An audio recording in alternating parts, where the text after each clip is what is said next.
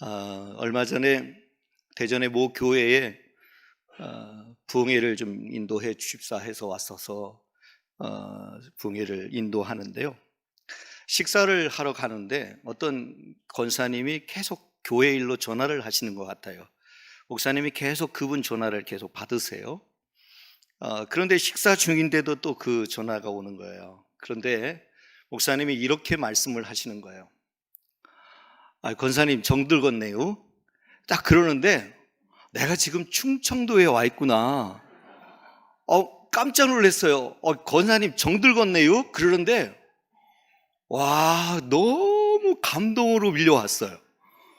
제 부산에서는 전혀 그런 말을 들은 적도 없고 할 수도 없거든요. 그럼 오해만 받죠.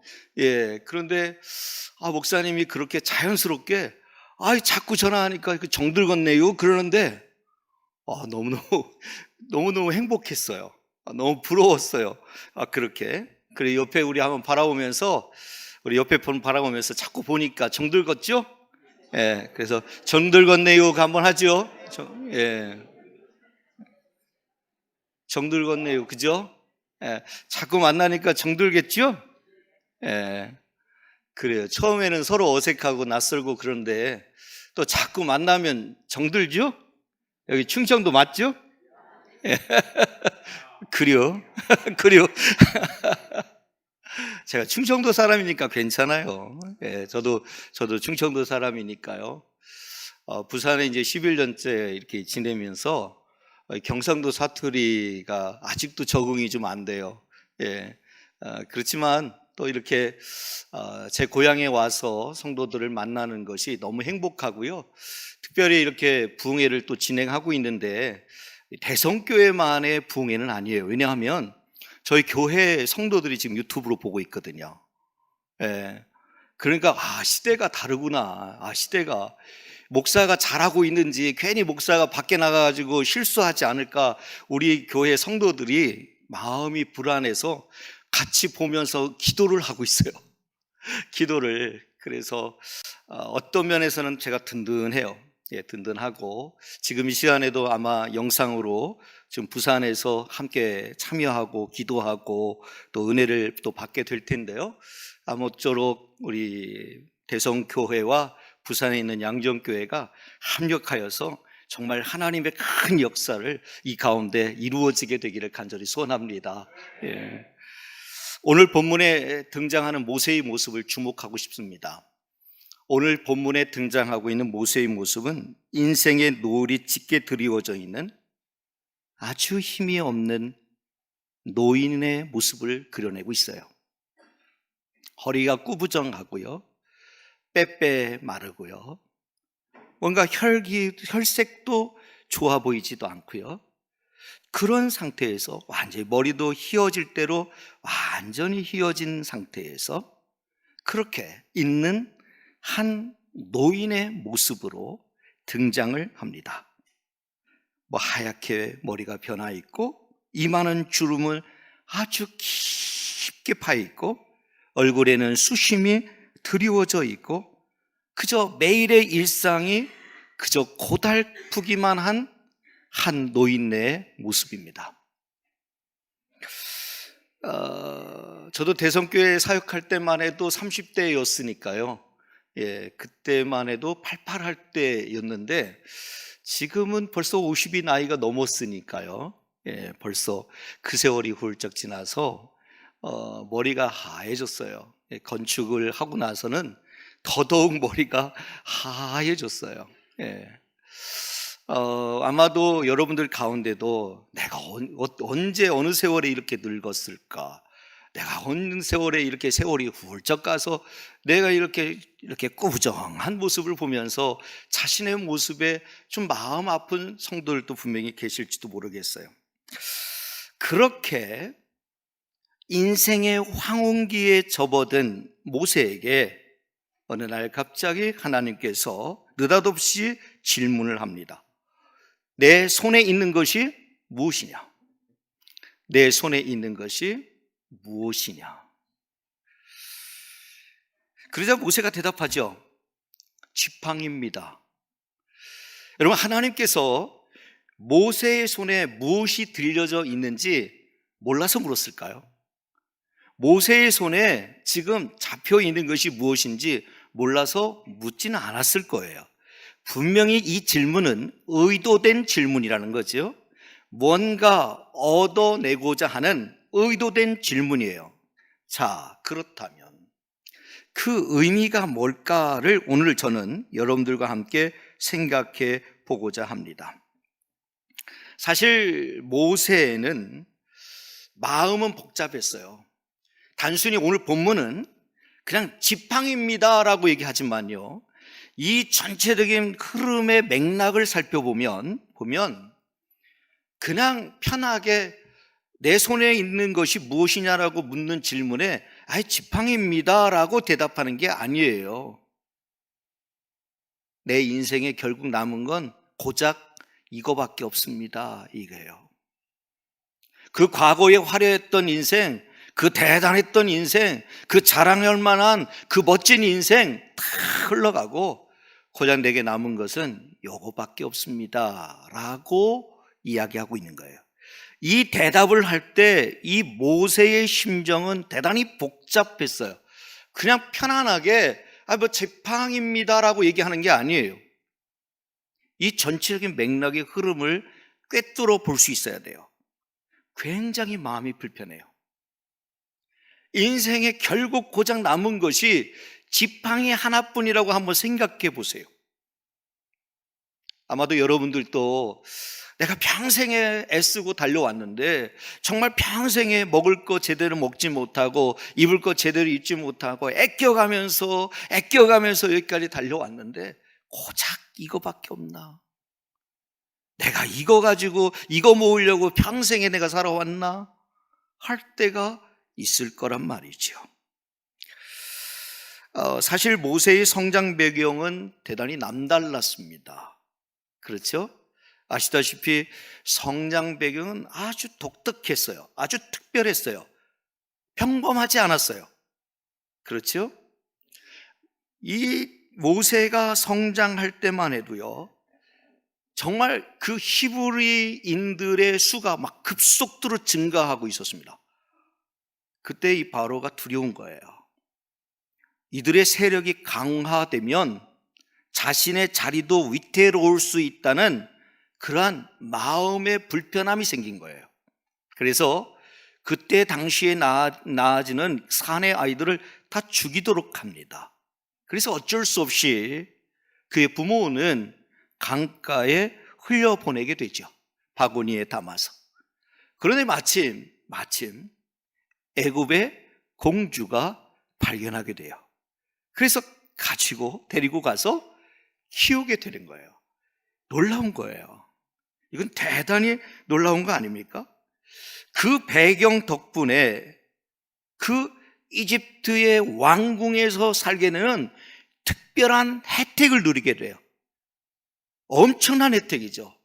만약에 히브리인으로 살았으면 어마어마한 박해와 핍박과 눈치를 보며 늘 조바심 치며 그렇게 살아야 됐는데, 이제 당당히 이 애굽의 이 왕궁에서 살게 되었으니, 더구나 공주의 아들로 왕자로 성장하게 되었으니 이거는 특별한 혜택이에요. 그 배경 덕분에 학식과 또 덕망을 갖춘 인재로 성장할 수 있었고, 시대와 역사를 통찰하는 안목을 지닌 탁월한 사람으로 성장하게 되죠. 대단하지요.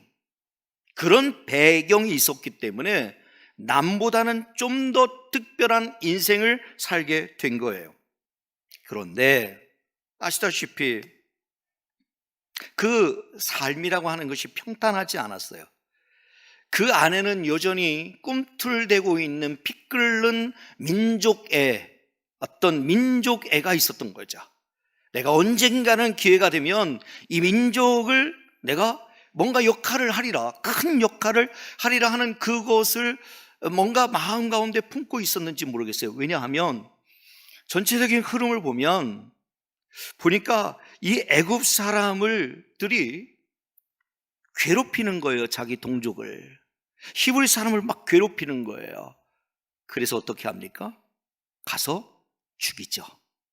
뭔가 이 피 끓는 민족의 마음이 있어서 가만히 있을 수가 없는 거예요. 그래서 죽이죠. 그리고 모래에 딱 덮어버렸어요.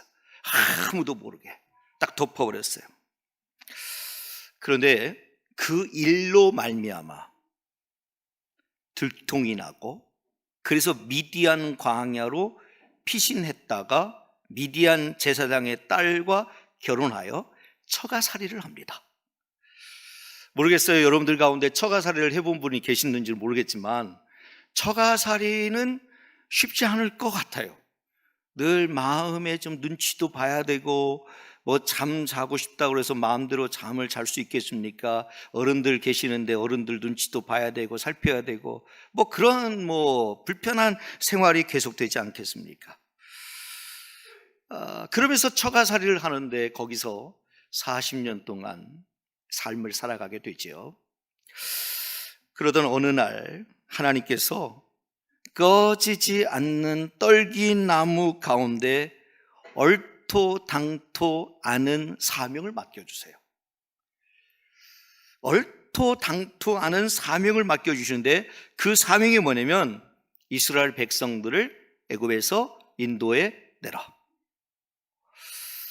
이스라엘 백성들을 애굽에서 인도에 내라. 이거는요, 전혀 상상하지도 않았던 일이에요. 전혀 예상하지도 않았던 일이에요.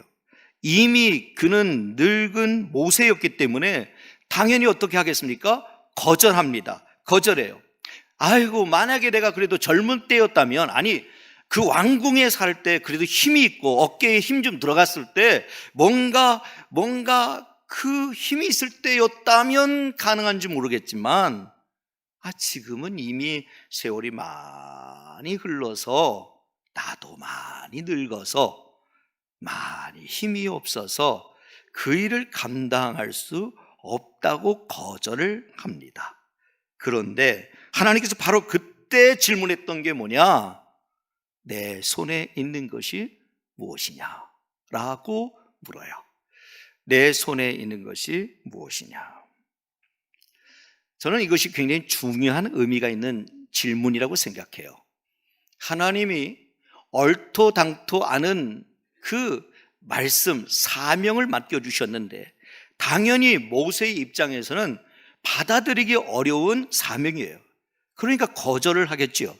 근데 이 거절을 할 때 하나님께서 내 손에 있는 것이 무엇이냐라고 물었을 때는 그냥 편하게 묻는 건 아니었을 거예요. 뭔가 교훈하고자, 뭔가 가르치고자, 뭔가 깨닫게 하고자 말씀하는 것임을 직감적으로 느낄 수 있는 거죠. 그렇다면 그것의 의미가 뭔가, 오늘 이 저녁에는 그것을 한번 생각해 보려고 해요. 그 의미가 뭔가. 저는 이 말씀을 준비하면서 그 의미를 골똘히 생각해 봤어요. 하나님께서 왜 갑자기 뜬금없이 이 질문을 하셨을까? 이 질문을 하실 때는 분명히 중요한 의미가 있기 때문에 질문하셨을 텐데, 그렇다면 그 의미는 뭘까? 골똘히 연구해 봤어요. 그러면서 찾아낸 것이 몇 가지예요. 그것을 한번 여러분들과 함께 좀 나누도록 하겠습니다. 이 질문은 뭐냐면요, 내가 지금까지 최선을 다하여 살아온 삶의 결과가 무엇이냐라고 질문하고 있는 거예요. 최선을 다해 살아온 삶의 결과가 무엇이냐? 사실 모세가 40세가 될 때까지 바로의 궁전에서 호의호식하면서 누릴 것 누리면서 잘 지냈습니다. 참 정말 부러울 정도로 잘 지냈습니다. 모자람 없이 넉넉한 분위기 속에서 풍성하게 지냈습니다. 그런데요, 그러다가 자기 동족이 이 애굽 사람에 의해서 괴롭힘을 당하는 것을 우연찮게 목격하게 됐을 때 자기도 모르게 자기 안에 꿈틀대고 있었던 피 끓는 동족애가 작동을 한 거예요. 그것이 작동해서 가서 쳤는데 그 자리에서 죽었어요. 그래서요, 모래에 딱 감춰뒀어요. 그때부터 그의 인생은 꼬이기 시작합니다. 그때부터 그의 인생은 도망치는 인생이 됩니다. 그리고 그의 인생은요, 그저 양치는 목자가 돼요. 어제도 말씀드렸지만 목자는 아주 저 밑에 있는 하위 직업으로 아주 천대받던 역할을 하던 이들이 목자예요. 그런데 고작 그가 지금 선택할 수 있는 일은 그 정도의 일을 할 수밖에 없는 거예요. 참 완전히 바닥으로 떨어진 인생이 된 거예요. 그토록 대단했던 이 바로의 궁전에서 대단한 영광을 누리던 그 삶에서 이제는 완전히 바닥을 치는 인생이 된 거예요. 젊은 시절 그가 가졌던 화려한 그 황금빛 그 야망, 그 꿈, 그 환상, 화려했던 그 멋진 대단한 그 비전들, 계획들, 이젠 다 끝나버린 거예요. 산산조각 난 거예요. 어떤 자료를 보니까요, 바로 왕이 다음 자신의 왕의 자리를 이어받을 자로 모세로 생각할 정도로 모세가 대단히 그 왕궁에 있을 때는 인정을 받았다고 되어 있어요. 굉장히 인정을 받아요. 바로 왕이 차기 다음 왕으로는 모세를 선택하기로 할 정도로 그만큼 인정을 받았는데 지금 그의 모습을 보면요, 완전히 나락으로 떨어져 있는 모습이란 말이죠. 고작 현재 남은 것은 그가 고백하는 것처럼 지팡이 하나밖에 없는 거예요. 지팡이 하나. 그 낡은 지팡이 하나. 트르키예 이스탄불 가보셨습니까? 네, 트르키예 이스탄불 가면요, 정말 멋진 도시예요. 네, 이 보스포러스 해협을 쫙 배를 타고 쫙 가면 오른쪽은 유럽이고 왼쪽은 아시아고 다 동시에 함께 볼 수 있어요. 너무너무 멋져요. 여러분 꼭 기회가 되면 이 보스포러스 해협을 한번 배를 타고 한번 쫙 한번 가보세요. 너무너무 멋져요. 근데 이 이스탄불에 가면요, 이 토카피 박물관이 있어요. 토카피 박물관. 이 토카피 박물관이 유명한 이유가 있어요. 왜 많은 사람들에게 알려졌느냐? 여기에 가면 모세의 지팡이가 전시되어 있어요. 모세의 그 낡은 지팡이가 전시되어 있기 때문에 사람들마다 그 지팡이를 보기 위해서 가는데, 그런데 다들 실망한다는 거예요. 볼품 없어서. 너무 볼품 없어서. 대단히 신기하고 대단히 기대가 돼서 그 모세의 지팡이를 보기 위해서 일부러 이 토카피 박물관을 가서 보는데 다 실망해요. 너무 볼품없어서. 한 1m 남짓 되나요? 한 1m 남짓. 그리고 아주 꾸불꾸불 돼 있고 전혀 그냥 뭐 대단하다고 보이지 않아요. 초라하기 짝이 없어요. 너무 초라하기 짝이 없어요. 하나님은요, 오늘 우리들에게 오셔서 이런 질문을 하실지 모릅니다. 너의 손에 있는 것이 무엇이냐? 여러분 뭐라고 대답하겠습니까? 핸드폰이요, 핸드폰. 요즘은 다들 손에 핸드폰 쥐고 다닙니다. 어딜 가도 핸드폰 있죠. 핸드폰. 우리는 아마 하나님이 너의 손이 지금 무엇이냐라고 묻는다면 아마 다 핸드폰이라고 얘기할 거예요. 아마 핸드폰 다 쥐고 계실 텐데. 혹 우리 가운데 힘이 쭉 빠진 힘없는 노인 모세처럼 그렇게 살아가고 있지는 않습니까? 젊을 적 가졌던 꿈 다 포기하고 그저 하루하루를 고달프게만 살아가고 계신 분들 계십니까? 뭔가 손에 잔뜩 쥐고 있는 줄 알았는데, 뭔가 대단한 것을 이룬 줄 알았는데, 그런데 정작 보니까 혹 보잘것없는 지팡이 뿐입니까? 아니, 그냥 내 인생을 가리켜서 통칭하여 그저 낡은 지팡이에 불과하다고 생각하십니까? 지금 손에 들려있는 것이 무엇일까요? 꿈과 희망 대신 혹 허무함과 답답함을 쥐고 있지 않습니까? 대단한 성공과 성취가 아닌 그저 볼품없는, 그저 모두에게 실망을 안겨주는 그런 평범한, 아니 평범하다 못해 정말 처량한 지팡이입니까? 하나님 무엇을 말씀하시는 것일까요? 저는 고민해 봤습니다. 하나님 도대체 무엇을 말씀하시는 것일까? 내가 없는 인생은, 다시 말해서 하나님이 없는 인생은 이와 같이 초라한 것이다. 하나님이 없는 인생은 이와 같이 초라한 아무것도 없는 것이란다 라고 하는 것을 일깨워주고 있는 거예요. 하나님 없이 80평생 살아온 인생의 결과가 고작 지팡이뿐임을 강조하고 있는 거예요. 대단한 꿈도 있었고 야망도 있었어요. 대단한 혜택도 있었어요. 부귀 영화도 누렸어요. 권세도 있었어요. 그런데 지금 현재 고작 가지고 있는 것은 지팡이뿐임을 고백했던 이 늙은 모세의 모습을 우리는 다시 한번 쉽게 바라보는 것이 아니라 다시 내 모습과 비춰 바라보셨으면 좋겠어요. 과거에 어떤 화려한 경력이 있든 하나님 없는 삶의 결과는 이렇듯 허무하다는 거예요. 하나님 없는 삶의 결과는 이렇듯 보잘것없는 거예요. 하나님 없는 삶의 결과는 결국 이렇듯 초라하기 짝이 없는 삶으로 종결짓게 된다는 사실이에요.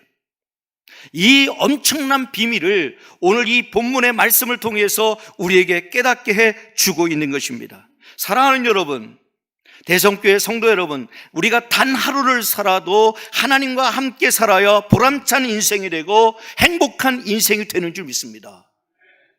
하나님 없는 인생을 살면요, nothing, 아무것도 아닙니다. 아무것도 아닙니다. 내 인생 가운데 하나님 없는 인생을 살면 대단한 화려한 그 경력을 가지고 대단한 화려한 이력을 가지고 산다 할지라도 결국 우리의 인생의 결과는 지팡이 하나뿐임을 고백할 수밖에 없는 것이 우리 인생이에요.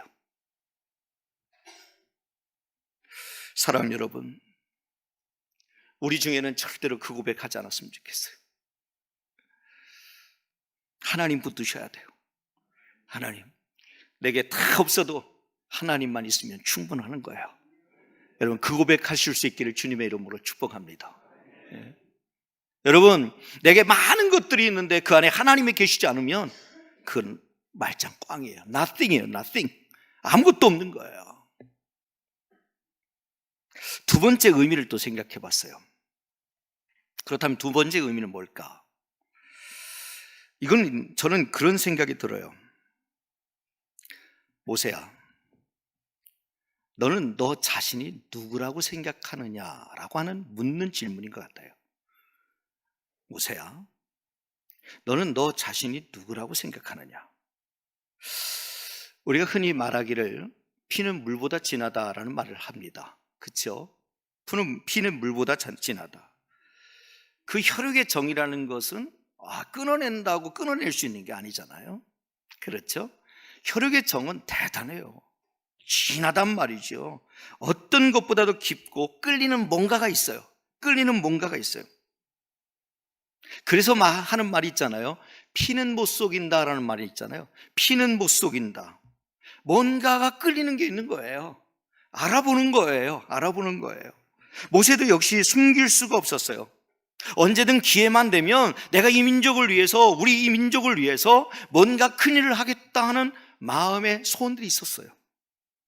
그러던 중에 히브리 사람이 애굽 사람에 의하여 괴롭힘을 당할 때 실수를 하게 되죠. 다음 날이 되었는데요, 이번에는요 히브리 사람끼리 다투는 거예요. 같은 민족 사람끼리 막 다툼이 일어나는 거예요. 그때 모세가요, 출애굽기 2장 13절 하반절 이렇게 얘기합니다. 내가 어찌하여 동포를 치느냐? 왜 같은 민족끼리 싸우느냐 얘기하고 있는 거예요. 이때 히브리 사람들이 모세에게 이렇게 얘기합니다. 2장 14절 전반절에 보면 이렇게 얘기합니다. 누가 너를 우리를 다스리는 자와 재판관으로 삼았느냐? 그 다음 말이 충격이에요. 그 다음 말이 이렇게 얘기합니다. 내가 애굽 사람을 죽인 것처럼 나도 죽이려 하느냐?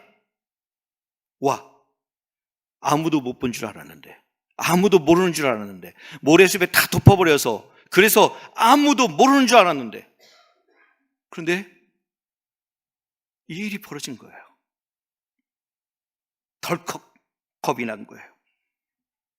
이 말로 인해서 평소 모세가 갖고 있었던 이 자기 민족에 대한 애굽으로부터 해방시킬 꿈이 산산조각 나고 말았어요. 자기 민족의 사람들이 자기를 향해서 얘기하는 거예요. 누가 너를 우리를 다스리는 자와 재판관으로 삼았느냐?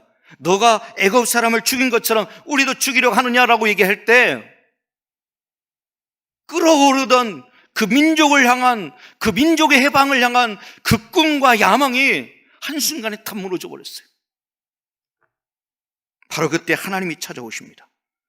하나님이 찾아오셔서 애굽 왕 바로에게 내가 너를 보내겠다 말씀하셔요. 참 하나님도 얄궂죠?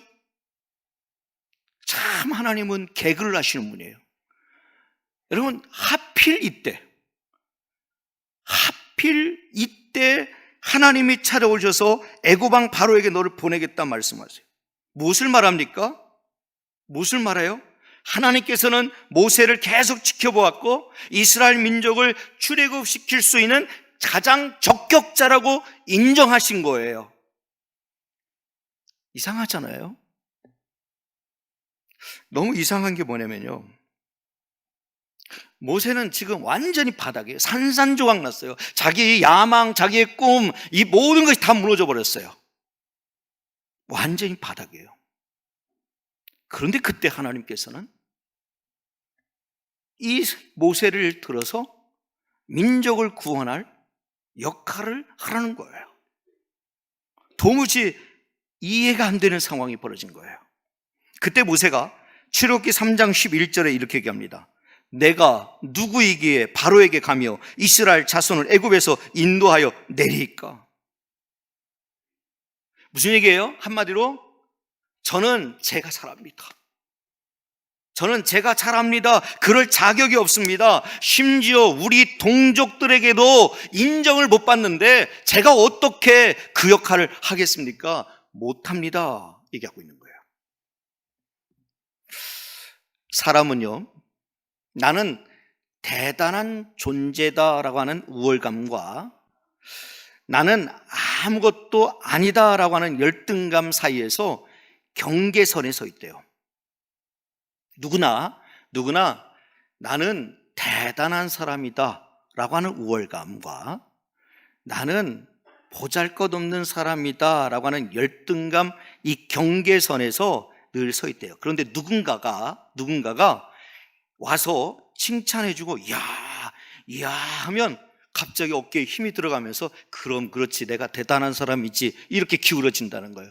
그런데 누군가가 와서 나한테 야, 너는 왜 하는 모양이 다 그 모양이냐? 너는 이렇게 다 마음에 안 들어 라고 얘기하면 갑자기 열등감이 작용을 하면서 그러면서 그렇지, 나는 못난 사람이지, 나는 원래 평소에도 그래, 나는 그렇게 쓸모없는 인간이야 라고 기울어져 버린다는 거예요.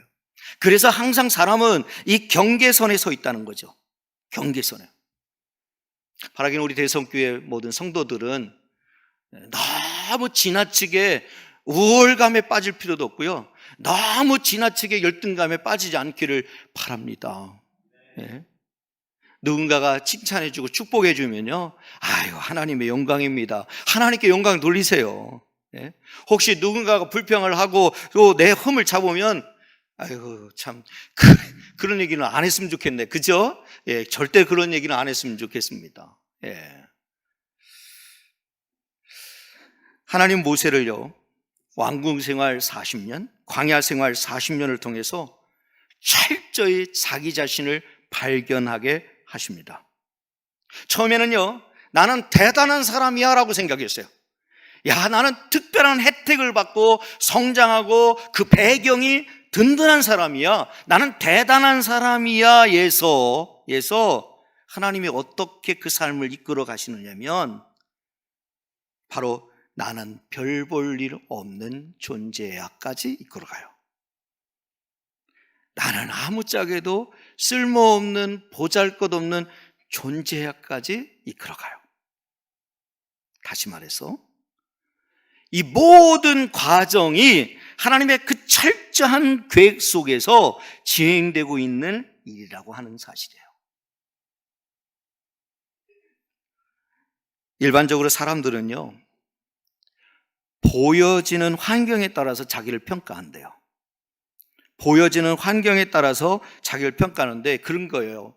내가 조금 돈이 있고 부자고 지위가 있고 또 명예가 높으면 그러면 나는 괜찮은 사람이야, 귀한 사람이야 라는 생각을 갖게 되고요. 혹이나 내가 병들고 내가 가난하고 내가 정말 실패하고 있으면 나는 정말 나고자야, 이런 생각을 갖는다는 거예요. 자기에게 주어진 환경을 보면서 자기를 평가한다는 거예요.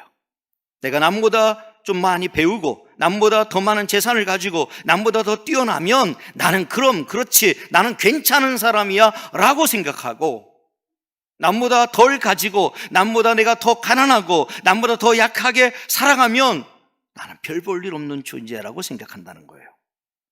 그런데요, 정말 그럴까요? 정말 그럴까요? 그렇지 않아요. 하나님은 지금 모세의 그런 생각을 고치고 있는 거예요. 철저히 바닥으로 내리치면서 그의 그 생각을 고쳐내고 있는 거예요. 모세야, 환경에 따라서 너의 가치가 존귀해지는 거나 비참해지는 게 아니야. 내 손에 있는 것이 무엇이냐? 내가 없는 삶은 아무것도 남는 게 없지만 내가 너와 함께 하는 이상 너는 아무것도 아닌 것이 아니야. 바로 이 얘기예요. 내가 너와 함께 하는 이상 너는 아무것도 아닌 사람이 아닌 거야. 내게 주어진 환경에 따라서 여러분 좌지우지 되지 마세요. 절대로 흔들리지 마세요. 하나님은 우리를 바라보실 때 소중한 존재, 존귀한 존재로 바라보셔요. 내게 주어진 환경, 여건 때문에 나를 평가하시는 하나님이 아니라 비록 늘 낡은 이 지팡이뿐이지만 그럼에도 불구하고 하나님은 모세를 바라보시면서 거룩한 꿈을 꾸게 하세요. 민족을 이끌어내는 지도자가 되게 하신단 말이에요. 이게 놀라운 거예요. 모세에게 그 능력이 있는 것이 아니에요. 하나님이 그를 쓰시니까 능력이 나타나는 거예요. 마찬가지예요. 여러분, 우리는 생각할 때 그래요. 나는 이미 많이 늙었고 몸도 병들었고 나는 돈도 없고 가난하고 나는 내세울 것도 없고 늘 자기를 그렇게 열등감에 사로잡혀서 주저앉아 버려요. 그런데 하나님께서는 우리에게 다가오셔서 말씀해 주고 있는 거예요. 너는 그렇게 약한 자가 아니란다. 내가 없을 때는 그렇게 약한 자이지만 그러나 이제 내가 너와 함께하는 이상 너는 아무것도 아닌 것이 아니란다.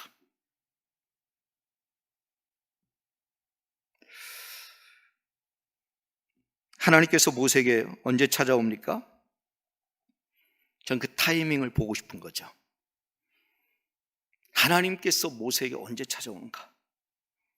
늙어 기운이 완전히 빠져서 누군가의 도움이 없이는 스스로 설 수조차 없는 나약해진 그때에 하나님이 찾아오세요. 살인자로 전락하고 동족에게 냉대를 받아서 그저 미디안으로 도망을 쳐서 꿈과 소망을 다 야망을 그저 땅에 묻어두고 살아야 되는 그 실패한 인간의 삶 속에 하나님이 찾아오신단 말이에요. 왜 그럴까요?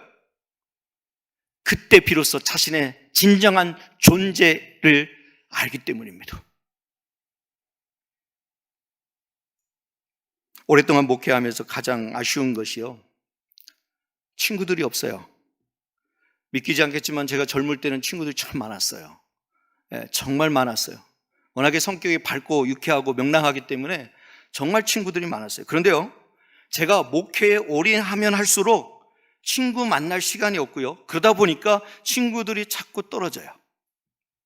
친구들이 없어요. 저에게 유일한 친구는 제 아내밖에 없어요. 문은숙. 제 아내 이름은 문은숙이에요. 문은숙밖에 없어요. 문은숙이가 저랑 안 놀아주면 놀아줄 사람이 없어요. 외로워요. 그런데요, 그것이 꼭 나쁜 것만은 아니더라고요. 그것이 꼭 나쁜 것만은 아니에요. 목사로서 진정한 자신의 존재를 발견할 수 있게 돼요. 외로울 때, 홀로 있을 때 하나님과 독대하게 돼요. 외로울 때, 아무도 내 곁에 없을 때 하나님 앞에 엎드려서 기도하게 돼요. 제가 건축을 진행하면서 정말 어려움이 많았어요. 건설사가 문제를 일으켜가지고 타절하고 다른 건설사하고 또 문제를 일으켜서 다른 건설사를 또 하고, 그래서 또 문제를 일으켜가지고 아예 직영으로 건축하고. 여러분, 그동안에 얼마나 괴로운 시간이 있었겠어요. 돈은 돈대로 막 들어가고 있고 막 어마어마한 돈이 지금 들어가고 있는데, 그렇다고 해서 건축 중간 하다가 멈출 수도 없고, 그 어마어마한 성전을 지금 짓고 있는데 중간에 힘들다고 다 포기할 수도 없고, 어떻게든지 가야 되니까 가서 만나서 성도들 만나고 설득하고 이해를 구하고 용서를 구하고, 제가 실력이 없어서 그렇습니다, 제가 능력이 없어서 그렇습니다, 용서하시고 우리 같이 한번 마음을 모읍시다, 함께 갑시다, 어떻게든지 갑시다, 막 설득했어요. 그런데요, 그때 그 마음을 제가 글로 남긴 게 있어요. 글로 남긴 게 있는데, 제가 오늘 부흥회를 하면서 그때 제가 느꼈던 생각들을 표현한 글을 잠시 한번 읽어드리도록 하겠습니다. 한번 좀 들어봐 주시면 좋겠는데요. 교회 건축 참 어렵다. 충분히 어려울 것을 예상했지만 이리도 어려울 줄이야 몰랐다. 막상 당해보니 마음이 갈기갈기 찢어지고 별일 아닌 일로 뒤흔들고 서로가 서로를 무척 힘들게 한다. 쉽게 가는 일은 하나도 없다. 그냥 건축 끝날 때까지 납작 엎드려 있어야 할 듯. 웬만하면 건축하지 말라고 발벗고 만류하고 싶다. 이 힘든 시기, 이길 수 있는 것은 기도밖에 없다고 생각한다. 입당 시까지는 금식 기도를 하며 버텨보련다. 아무튼 교회가 저절로 지어질 리 없다.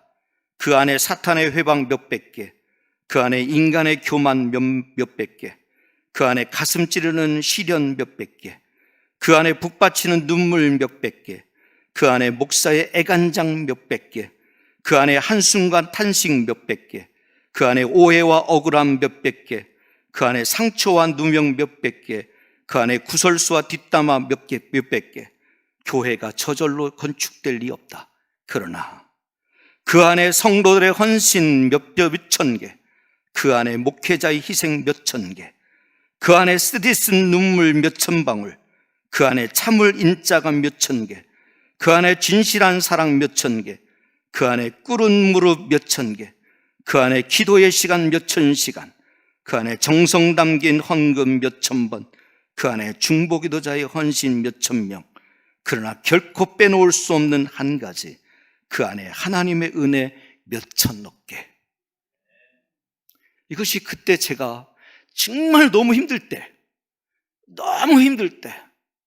그래서 입당식 할 때까지 이제부터 금식한다.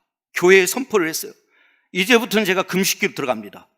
입당식 할 때까지는 문제 없도록 제가 금식기도 하겠습니다. 그래서 금식을 했어요. 그런데 살 안 빠져요. 예, 살이 빠져야 되는데 살이 안 빠져요. 그래서 금식기도를 했어요. 얼마나 괴로웠던지, 얼마나 힘들었던지. 목사가 흔들리면 안 된다고 생각했기 때문에 정신을 똑바로 차리고 금식기도를 하면서 하나님의 은혜를 구했어요. 그런데요, 저는요, 겪어보니까 그때가 하나님의 은혜가 더 컸어요. 제가 이 글에서도 표현한 것처럼 그 안에 하나님의 은혜 몇천억 개가 있었어요. 제가 잘해서 할 수 있는 일이 아니에요. 저는 형편없었어요. 제가 할 수 있는 일이 아무것도 없었어요. 제 실력으로 건축할 수 있는 게 없었어요. 그냥 납작 엎드릴 것밖에 없었어요. 그런데 결론적으로 보면 하나님의 은혜 몇천억 개가 함께하고 있었어요. 사랑하는 여러분, 때로는 모세처럼 사방이 막혀서 그저 낙심하고 있고 좌절하고 있고 힘들어하고 있고, 그러면서 제 인생을 보면 내 인생이 어쩌다가 이렇게 되었나, 과거에 그 화려했던 그 경력들, 이력들은 다 사라진 채 지금 내 모습을 보면 너무도 보잘것없고 너무도 초라한 지금의 모습 때문에 나 스스로 내가 평가해도 만족되지 않는 정말 실망만 가득한 우리의 삶이에요.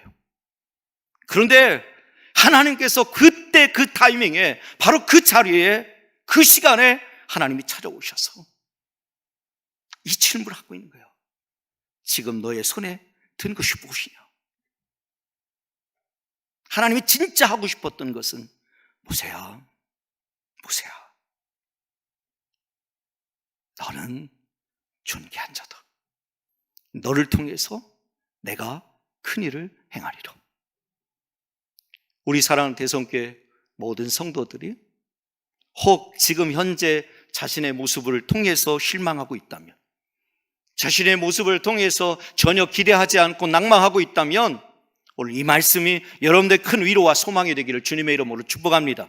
하나님이 붙드시고 하나님이 쓰시면 위대한 일도 가능하게 되는 거예요. 큰 일을 감당하게 하시는 거예요. 보잘것없는 자도, 형편없는 자도, 힘없는 자도, 능력 없는 자도, 늙은 자도 하나님이 쓰시면 위대하게 쓰시는 거예요. 대성교회 모든 성도들이 이 어려운 시대 속에서 하나님 앞에 붙들림 바 되어서 하나님의 큰 일을 이룰 수 있는 하나님의 신실한 자녀들 되시기를 주의 이름으로 축복합니다. 마지막 세 번째입니다. 마지막 세 번째는요, 또 의미를 생각해 봤어요. 어떤 의미일까? 이런 의미인 것 같아요. 그러면 너는 앞으로 어떻게 살 거냐, 이거예요. 그러면 그래, 고작 지팡이뿐이라고 하는데, 그러면 너는 앞으로 어떻게 살 거야? 과거에 매이는 사람은 참으로 어리석은 사람이에요. 우리 신앙인은요, 앞을 보고 전진하는 사람이에요. 뒤를 돌아보는 자는 하나님 나라에 합당하지 않다고 성경이 이야기해요. 여러분, 우리는 앞을 보고 전진해 나가야 돼요. 이런 말이 있습니다.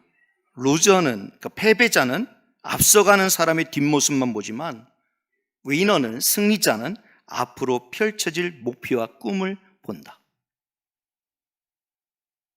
하나님이 여러분들을 통해서 여러분들을 붙들어서 쓰시기를 원하신다면 앞을 향하여 목표와 꿈을 향하여 도전하시는 은혜가 있기를 주님의 이름으로 축복합니다. 자꾸 뒤를 돌아보는 자는 하나님 나라에 합당하지 않는 거예요. 과거에 아무리 화려한 이력을 가졌어도 현재 내가 가지고 있는 건 지팡이뿐이란 말이에요. 보잘것없는 지팡이. 하나님은 어쩌면 이 모세에게 철저히 깨닫게 하는 거예요. 대단했던 존재였지만 너는 그렇게 대단한 존재가 아니야 라고 하는 것까지 끌어내리고 있어요. 그러면서 결국은 하나님이 그 인생 속에 깊이 개입한다고 하는 사실을 일깨워주고 있는 거죠. 내가 약할 그때에 내가 강한 이유는 뭐냐면, 그때에 내가 약할 그때에 하나님이 내 인생 속에 개입하시기 때문에 강한 것이 되는 거예요. 우리 대성교회 모든 성도들에게 그 은혜가 있기를 주님의 이름으로 축복합니다. 그렇다면 지금 여러분의 자리는 어떤 자리입니까? 비참함과 절망을 느끼게 했던 자리입니까? 힘겨움으로 날마다 체념하며 눈물을 흘리게 하는 그 자리입니까? 생계의 무게로 하루하루를 버티고 버겁게 살아가게 하는 그 자리입니까? 사랑하는 여러분, 빨리 그 자리 벗어나십시오. 하나님은 우리로 하여금 앞을 보고 달려가게 하시는 것입니다.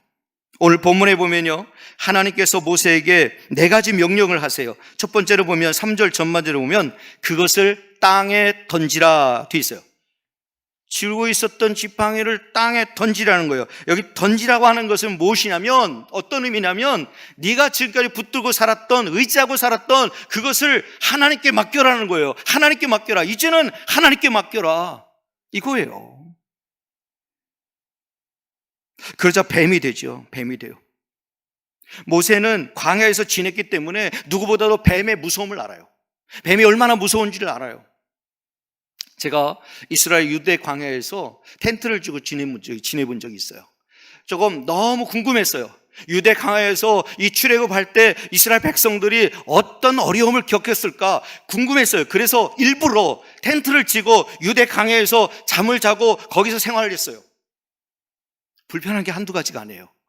너무너무 불편했어요. 특히 밤중에 별이 너무 아름답게 떠 있었어요. 너무 밝아요. 그래서 밤중에 제가 일부러 좀 나가서 산책도 좀 하고 좀 묵상도 하고 예수님을 깊이 묵상도 하고 싶어서 나가려고 하는데 만류를 해요. 가이드가. 절대 안 됩니다. 목사님 절대 안 됩니다. 뱀과 정갈이 있어서 위험합니다.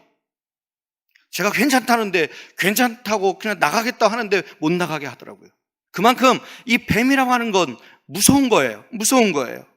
그때요, 여러분 보세요. 어떤 반응을 보입니까? 3절 하반절에 보니까 모세가 뱀 앞에서 피하매.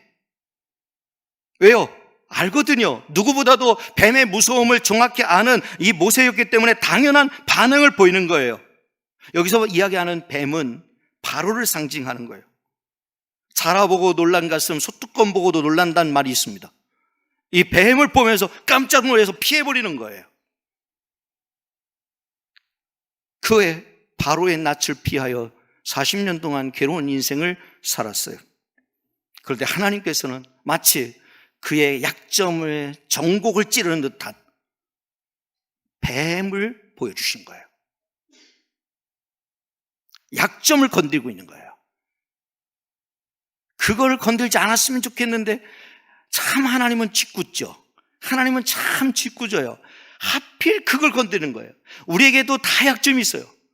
숨기고 있지만, 감추고 있지만, 그럴듯하게 있지만, 그럼에도 불구하고 우리 각자에게는 다 약점이 있어요. 그것만은 건들지 않았으면 좋겠다고 생각되는 게 있어요. 하나님은 정확하게 알고 있는 거예요. 그것을 지금 꼬집어 정곡을 찌르고 있는 거예요. 그리고요, 또 뭐라고 하시죠? 4절 중간절에 내 손을 내밀어 그 꼬리를 잡으라. 여러분 이거 보세요. 상식에도 어긋난 일을 지금 지시하고 있어요. 뱀은요, 꼬리부터 잡으면 큰일 납니다. 꼬리부터 잡으면 확 돌아가지고 물어버려요. 어디부터 잡아요? 머리부터 잡아야 돼요. 저는 시골에서 자랐기 때문에 뱀을 엄청 잡았어요. 그래서 이 짝대기에 막 걸고 막 돌고 막 이러고 장난치고 다니고 여자애들 막 놀리키고 막 이러고 엄청 놀았어요. 그러다가 마지막에 쫙 돌려가지고 확 던지면 이거 쫙 해서 쫙 뻗어가지고 쫙 이렇게 죽죠. 이렇게 죽였던 적이 뱀은 사탄이라고 생각해서 그렇게 어릴 적에 그렇게 많이 죽였어요. 그것도 회개해야 되는지 모르겠지만 어쨌든 뱀을 엄청 죽였는데요. 여러분, 뱀은 머리부터 잡아야지 왜 꼬리부터 잡아요? 그런데 오늘 본문의 말씀을 보니까 내 손을 내밀어 그 꼬리를 잡으라 말씀해요. 하나님 왜 그러실까요? 그 상식도 모르고 이렇게 말씀하시는 것일까요? 왜 그러실까요? 여기서 꼬리를 잡는다는 것은 무엇이냐면 정면 대결을 하라는 거예요. 피하지 말라는 거예요. 더 이상 피하지 마라. 대결을 하라는 거예요. 하나님의 메시지는 내가 무서워하는 그 바로를 언제까지 피할 거냐? 더 이상 피하지 말고 내가 너의 손을 붙잡아 줄 거니까 이제부터는 정면 대결을 해라. 이거예요. 여기서 내밀어라는 표현이 있어요. 내 손을 내밀어. 이것은 주저함 없이 손을 용기 있게 뻗는 것을 말해요. 용기 있게 뻗는 거예요. 무슨 얘기냐면 하나님의 말씀 앞에 과감하게 순종하라는 거예요. 하나님의 말씀 앞에 과감하게 순종해라. 그래서 정면 대결을 해라. 너가 무서워 피하는 그거 전혀 무섭지 않게 내가 책임질게. 이거예요. 이번에는 6절 중간절에 보면요, 내 손을 품에 넣으라 얘기해요. 그랬더니 그 손이 문둥병이 돼요. 그리고 다시 말씀하세요. 7절 전반절에 내 손을 다시 품에 넣어라. 그런데 다시 보니까 성한 손이 돼요. 도대체 하나님 왜 이러시는 것일까요? 왜 하나님은 지금 모세를 데리고 이런 장난을 치시는 것일까요? 손에 넣었다가 뺐다가 넣었다 뺐다. 근데 넣었다 뺐는데 문둥병이 걸려있고 다시 넣었다 빼니까 성한 손이 돼요. 도대체 무엇을 말씀하시는 것일까요? 모세를 데리고 지금 장난치시는 것일까요? 하나님이 지금 장난치시는 것일까요? 5절 보면요, 정확한 이유를 발견할 수 있어요. 5절에 보면 정확한 이유예요. 이는 그들에게 그들의 조상의 하나님 곧 아브라함의 하나님, 이삭의 하나님, 야곱의 하나님 여호와가 내게 나타난 줄을 믿게 하려 함이라. 아멘. 지금 모세에게 나타난 하나님이 누구냐? 지금 모세에게 나타난 하나님은 아브라함의 하나님, 이삭의 하나님, 야곱의 하나님이라는 거예요. 그들의 인생 가운데 함께 하셨던 하나님, 그들을 보호하시고 그들을 인도하시고 그들을 축복하셨던 것처럼 당연히 너에게도 그렇게 하겠다 하는 약속의 말씀이에요. 너무 놀라운 거예요. 너무 놀라워요.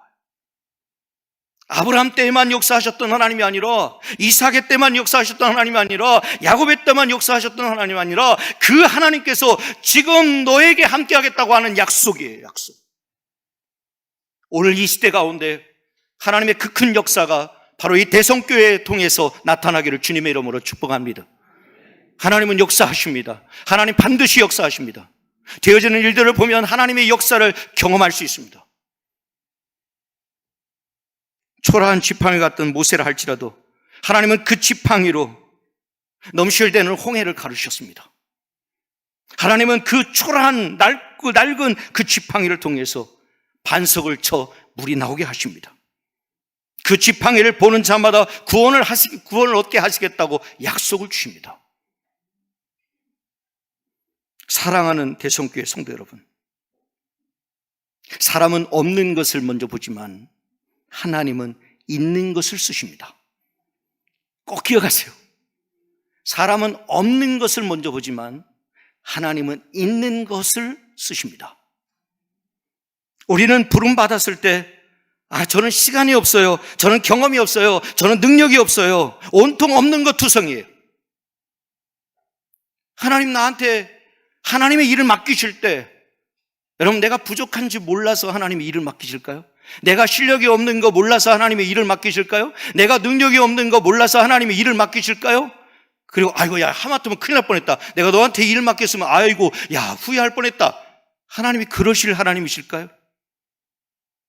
아니요. 사람은 없는 것을 먼저 봐요.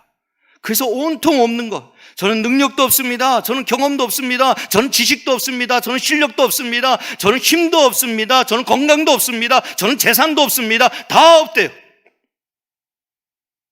그러나 하나님은 내 손에 있는 것이 무엇이냐 물어요. 내 손에 있는 것이 무엇이냐, 그 초라한 지팡이를 능력의 도구로 사용하신다는 거예요. 위대하신 하나님이시죠. 대단하신 하나님이시죠. 그 하나님이 우리 아버지시에요. 아멘입니다. 다윗의 물맷돌, 너무도 보잘것없는 거야.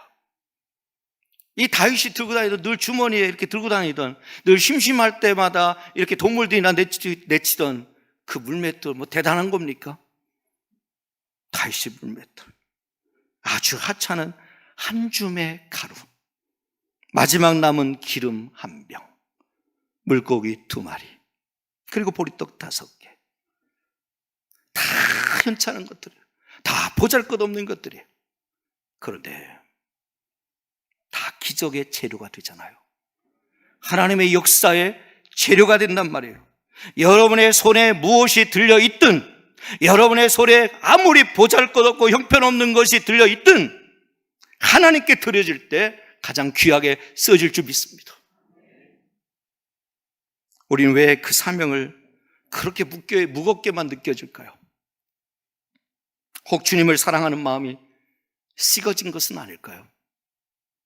혹 내 삶 속에서 예수님이 보이지 않기 때문 아닐까요? 혹 십자가의 은혜와 사랑이 희미해졌기 때문 아닐까요? 얼마 전 아내와 함께 산책을 하며 대화를 나눴어요. 하나님은 많고 많은 사람들 중에 왜 우리들 같이 부족하고 능력 없고 이렇게 약한 자를 목사로 삼으로 부르셨을까? 둘이 그냥 편하게 주고받았어요. 야, 내가 보니까 실력 있는 사람도 많고 대단한 능력 있는 사람도 많은데, 야, 제일 바닥을 치고 있는, 실력도 없고 능력도 없고 아무 보잘것없는, 여러분은 부흥회를 인도한다고 하지만 제가 부흥회 강사 같습니까? 전혀 안 그래요. 저는 그냥 목회만 열심히 했던 목사예요. 부흥회 강사가 아니에요. 저는 양정교회도 쩔쩔매고 있어요. 양정교회도 감당 못해서 쩔쩔매고 있어요. 그렇게 힘겹게 목회하는 목사예요. 어디 가서 설교할 자격도 없는 사람이에요. 정혜원 목사님이니까 저를 이 자리에 세우신 거지, 아이고 다른 목사님은 저 능력 없어서 안 세운단 말이에요. 그래서 아내하고 주거니 받거니 얘기를 했어요. 야, 우리 같이 이렇게 보잘것없는 사람들을, 야, 우리 양정교회에서 담임 목사로, 사모로, 야, 하나님 어쩌다가 이렇게 실수하셨을까? 때로는 억울한 일을 당하고, 때로는 모함도 들어야 하고, 때로는 바보가 되어야 될 때가 있어요. 속상할 때도 많고, 가서 막 따져 묻고 싶을 때도 있고, 너무 힘들어가지고 목회자가 된 것을 회의를 느끼면서 지치기도 하고, 정말 마음 아프기도 해요. 오죽했으면 대인기피증까지 생겼겠어요. 사람들을 만나는 게 두려워서 목사가 주일날 식당에 올라가지 않아요. 그냥 제 방에 목양실에서 제 아내가 싸다 준 점심 주일에 먹는 거예요. 혼자서. 누가 올까봐 물을 잠가고. 그 괴로운 시간들을 보냈어요. 건축한 이후에 그 겪게 되는 마음의 어려움들이 너무 컸어요. 능력 있게 탁월하게 이 어려움을 잘 돌파해 가면 좋겠는데 너무 보잘것없어요. 너무 능력이 없어요. 그런데요, 하나님께서 서로 나누는 대화 속에서 이런 마음을 주시는 거예요. 널 위해 십자가에 고통당하신 예수님을 바라보라. 예수님보다 더 억울한 적 없었고요, 예수님보다 더 모욕을 당한 적 없었고요, 예수님보다 더 수치를 당해본 적이 없어요. 저는 모욕을 당하고 수치를 당하고 부끄러움을 당했다고 얘기했는데, 예수님을 생각해 보니까 예수님보다 더 수치를 당한 적이 없어요. 예수님보다 더 모욕을 당한 적이 없어요. 예수님보다 멸시를 당한 적이 없어요. 예수님만으로도 얼마나 위로가 힘이 되든지 그것이 힘이 돼요. 그래서 우리는 이런 찬송을 부르지 않을 수 없어요.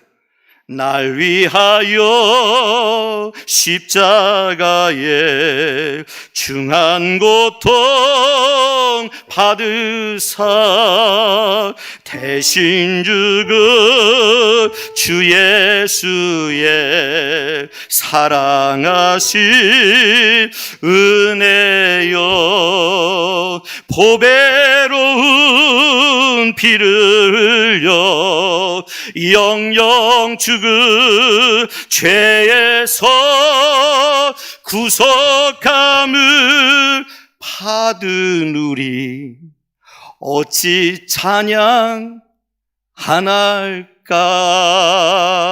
아멘입니다. 아멘입니다. 예수라는 그 이름만 들어도 가슴이 설레이고 십자가만 보더라도 눈물이 핑 돌며 이런 다짐을 합니다. 내가 이 교회를 위하여 얼마든지 땀 흘릴 수 있고 울 수 있고 희생할 수 있고 피를 묻힐 수 있는 것은 그것이 나의 최대의 영광이다. 나같이 보잘것없고 나같이 형편없는 자, 나같이 능력 없는 자를 통하여서 위대한 일을 행하시는 하나님의 은혜가 내 삶 가운데 있기에 나는 지금 최고의 영광을 누리고 있는 것이다. 결론입니다. 모세의 지난 40년 광야 생활은 그저 세월 낭비가 아니었습니다. 하나님의 때에 맞게 쓰시기 위하여 철저하게 계획하시고 이끌어 가시며 준비하시는 과정이었습니다.